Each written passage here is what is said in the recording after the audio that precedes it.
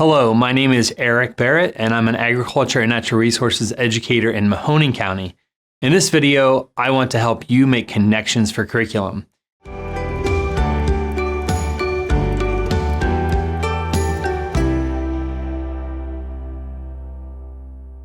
I have a lot of new A&R educators in my area, and the biggest challenge I hear from them is if I could just pick it up and teach it, my life would be easier. I could manage work, life, and balance a lot better. So we want to encourage those of you that might not have some time to share the things you're really good at to share them. You have a lot of expertise, and so you can put those skills in a form that people can use. And that's what we really want to push through today. If we did a better job sharing, we would all save more time and be able to do a little more teaching.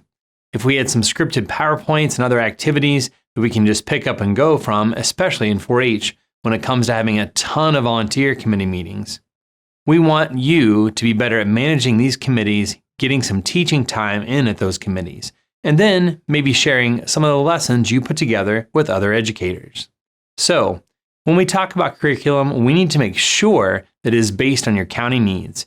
In order to understand what the county needs, we need to get as much information as we can through formal or informal needs assessments. Don't be afraid to reach out to support staff and others at the office or at an event to get feedback on what programs are needed in your county. A perfect example is Erica Lyon. She lives in an eastern county and loves mushrooms, so that's a great thing for her to be an expert at and to share her in her county or share with others. But if she was in Darke County, that might not be as good a fit.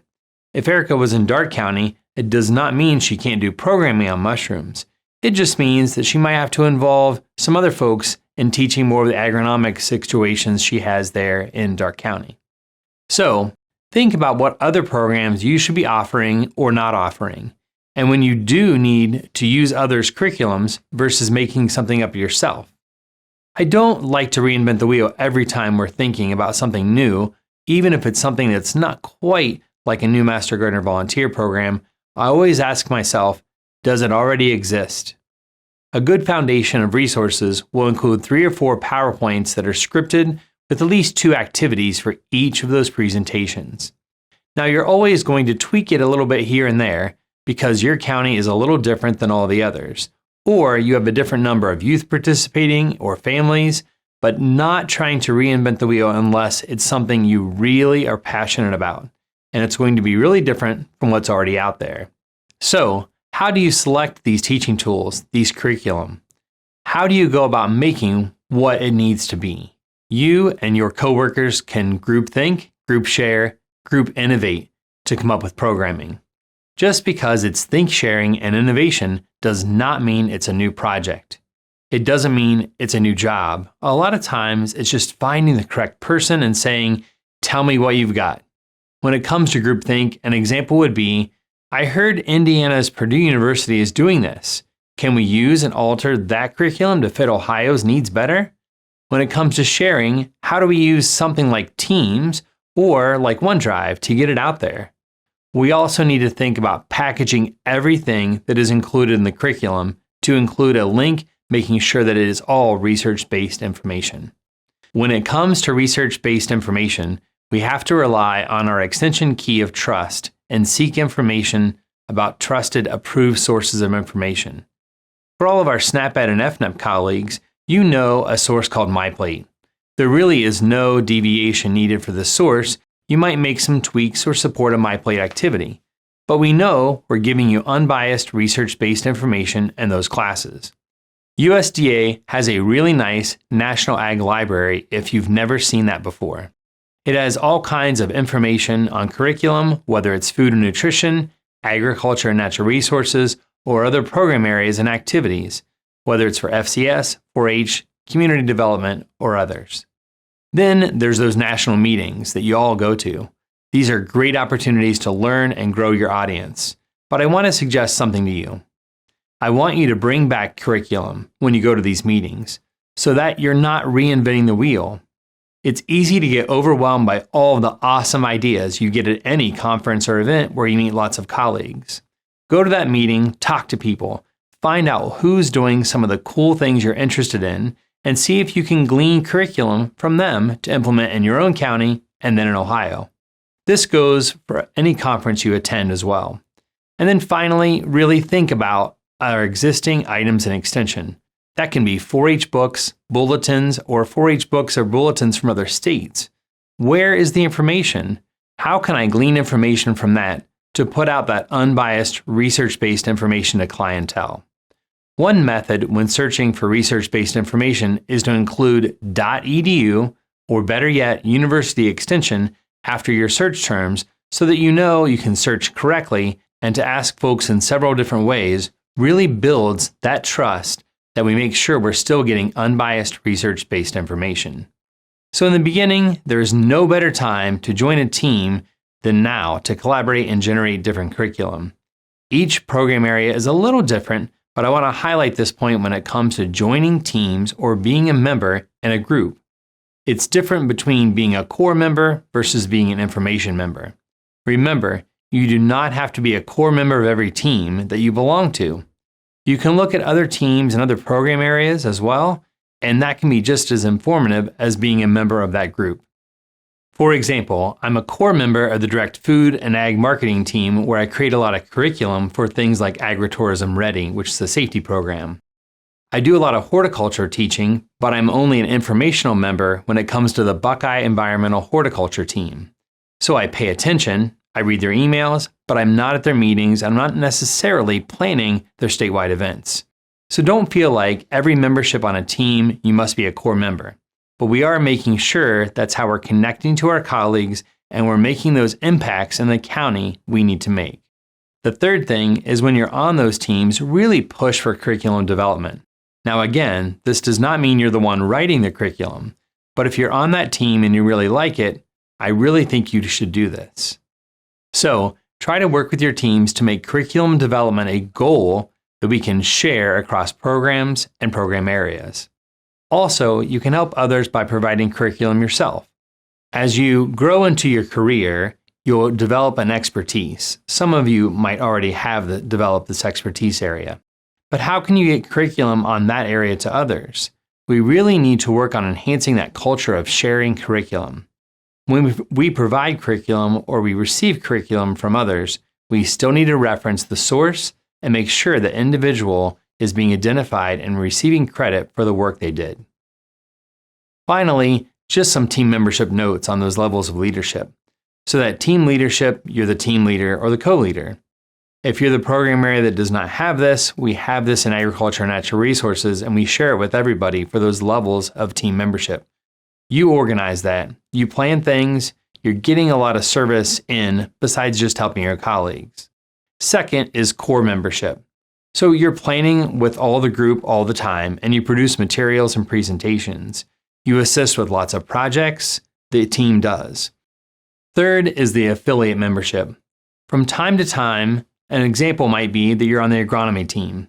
Well, your expertise might be in soybeans, so you're on the team a lot, but the rest of the time you stay in the background and listen to what other folks are saying. Then finally is informational membership. You might end up being an informational member of multiple teams. That's fine, but you're getting that communication from that team and you understand what is happening. You might use those materials, but you're not necessarily creating those materials. When we talk about developing curriculum, we need to be realistic when it comes to new educators or educators in a new location on how much we can develop. An example is this formal curriculum package for the Dog 4-H projects. There's activities, there's discussion guides, there's teacher facilitation manuals, and more.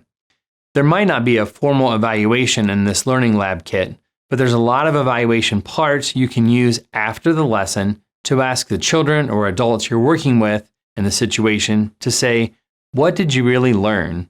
So, there's questions in there to hit that component. Don't think you have to create these. Very few of us will create something at this high of a level like the Dog Learning Lab kit. This is not an expectation, especially for new educators. But it's maybe something to strive for if you really have a passion about a very specific topic. What I really like to focus on more and more on the organization is this chart, this programming, curriculum, continuum. Looking at our everyday work, think about all the stuff you do. You're creating a PowerPoint. You threw some activities together to do a program. Over time, you get more and more stuff. I call it stuff because it is kind of just stuff until you refine it and put it in more detailed ways and put more information into it so somebody can use it.